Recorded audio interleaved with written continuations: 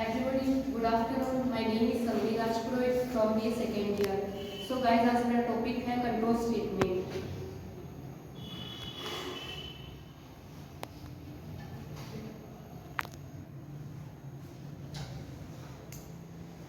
इसके main contents है selection statement. Select statement के 4 टाइप्स के होते हैं.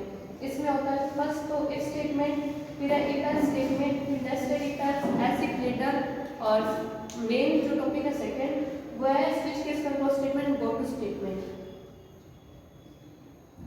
फर्स्ट है नहीं वो कंट्रोल स्टेटमेंट का इंट्रोडक्शन है. कंट्रोल स्टेटमेंट का यूज एग्जीक्यूशन स्टेटमेंट के किसी एग्जीक्यूशन को कंट्रोल करने के लिए होता है.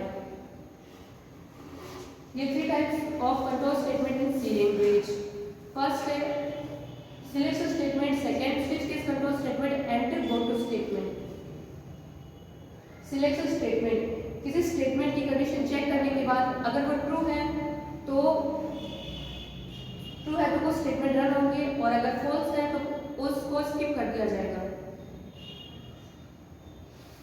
4 types of selection statement: if statement, if else statement, nested if else and else if later.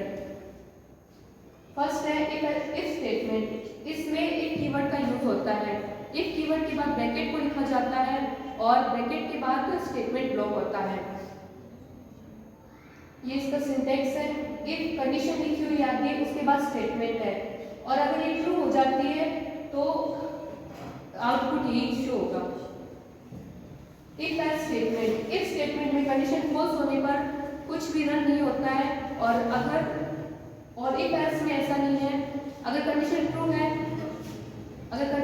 है तो इफ ब्लॉक रन होगा, कंडीशन फॉल्स होने पर एल्स ब्लॉक रन होगा. ये इसका सिंटैक्स है if condition and statement.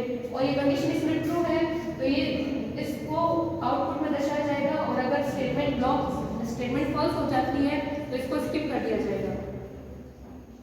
Nested if else. जब एक इफ एल्स स्टेटमेंट में दूसरा इफ एल्स स्टेटमेंट आता है तो इसे नेस्टेड इफ एल्स कहते हैं.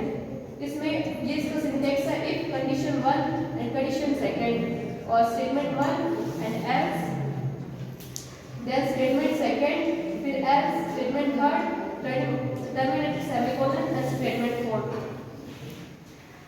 Else if ladder. जब बहुत सारी कंडीशन ट्रू करवानी हो तो हम एल्स इफ लेटर का यूज लेते हैं.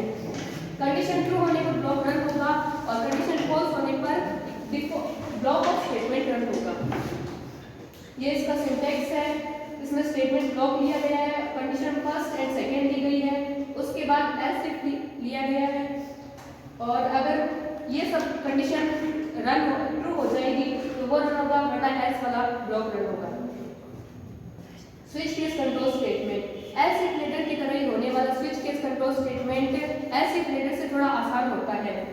इसमें एक केस वैल्यू दी जाती है जो पॉसिबल वैल्यू केस वैल्यू के रूप में लिखी जाती है. वेरिएबल की वैल्यू केस वैल्यू के साथ उस केस वैल्यू को मैच की जाती है. केस वैल्यू के आगे लिखी हुई स्टेटमेंट रन होगा. अगर एक्सप्रेशन की वैल्यू किसी भी वैल्यू से मैच नहीं करे तो डिफॉल्ट ऑफ स्टेटमेंट रन होगा. ये उसका सिंटैक्स है. स्विच एक्सप्रेशन और केस वैल्यू 1 ली गई है, यही पॉसिबल वैल्यू है इसकी. स्टेटमेंट ब्लॉक, फिर स्टेटमेंट ब्लॉक 2, और फिर स्टेटमेंट ब्लॉक n. फिर अगर ये रन हो जाता है, कंडीशन ट्रू है तो ये रन होगा, वरना डिफॉल्ट रन होगा. आगे है गो टू स्टेटमेंट. इसका यूज प्रोग्राम के कंट्रोल को ट्रैवर्स करने के लिए किया जाता है. प्रोग्राम में जिस जगह लेबल लिखा होता है गो टू स्टेटमेंट प्रोग्राम वहां पे गो टू स्टेटमेंट को लेबल के ऊपर भेज देती है. इसके 2 स्टेटमेंट है, लेबल स्टेटमेंट एंड जंप